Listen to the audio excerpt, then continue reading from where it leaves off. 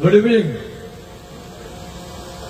আমাদের রেজিস্ট্রার অপূর্ববাবু আছেন, আমাদের রফিকুল, আমাদের এই ইউনিভার্সিটির ডিনরা আছেন, পৌলমী এসছেন রায়গঞ্জ থেকে, আর এরা প্রায় ৪৫ বছর আগের কথা মনে পড়ে যাচ্ছে। কলকাতা ইউনিভার্সিটির পাঠ চুকিয়ে আমি মালদা এসেছিলাম। ইউনিভার্সিটিতে থাকাকালীন যে আনন্দ হই হুল্লোড় সেটা কিন্তু পরবর্তীকালে পাওয়া যাবে। স্কুলের জীবন, কলেজের জীবন, ইউনিভার্সিটির জীবনটাই একদম আলাদা। পড়াশোনার সঙ্গে হই হুল্লোড়, খাওয়া দাওয়া, কফি খাওয়া, কলেজ স্ট্রিটে আড্ডা মারা, এটা ছিল একটা আলাদাই জিনিস।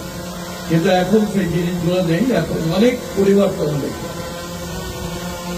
এই ইউনিভার্সিটির গরিমা আমাদের হিস্ট্রির সঙ্গে যুক্ত। কারণ গৌড় আমাদের অ্যান্সিয়েন্ট হিস্ট্রির অন্যতম একটা জায়গা, তারই নামকরণ এখানে হয়েছিল। যেদিন নামকরণ হয় সেদিন আমি ডিবেটে অংশগ্রহণ করেছিলাম বিধানসভায়। ভালো লাগছে এখানে আজকে একটা কালচারাল প্রোগ্রাম হবে। কয়েকদিন আগে পুরসভার পক্ষ থেকে আমরা একটা মালদা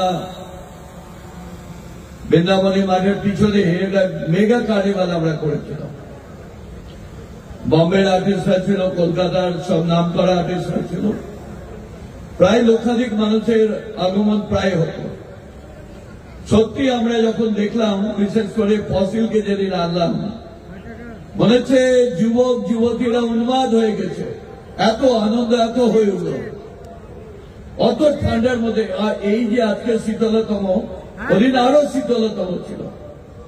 1 তারিখে যখন আমালকে আমরা প্রেজেন্ট করলাম বম্বে থেকে, তখন দেখলাম অত ঠান্ডার মধ্যে আমাল নিজেও ঘেমে যাচ্ছে নাচ করতে করতে, গান করতে। আর আমাদের যারা ইয়াংরা তারা খুবই হয়েছে করছে। তো আমরা ভেবেছি আগামী দিনে আরো ভালো প্রোগ্রাম করবো। এদের মধ্যে আমরা কয়েকজনকে আমরা কন্ট্যাক্ট করে ফেলেছি। তার মধ্যে শ্রেয়া ঘোষাল তো অবশ্যই আছে, গাঞ্জিলালরা আছেন, আরো অনেকে আছেন, সান আছেন, আরো অনেকে, আরো কয়েকটা। কেন আমরা এটা প্রোগ্রাম করি? তার একটাই কারণ হলো আমাদের যুবকরা যেটা চায় আনন্দ হই হুল্লোড় করে কাটানো। তো আমিও চাই এই ছাত্র ছাত্রীরা গৌরবঙ্গ বিশ্বাস বিদ্যালয়ের চত্বরে আলাদা রূপ দিবে, সুন্দর পরিবেশ হবে। সকলের কাছে অনুরোধ, ঠান্ডা পড়েছে, কিন্তু ঠান্ডার সঙ্গে যারা অতিথিরা আছে, যারা গায়ক গায়িকারা আসবেন, তারা আপনাদের কাছে সুরেলা সঙ্গীত পরিবেশন করবে আর আপনারা এনজয় করবেন। Thank you very much.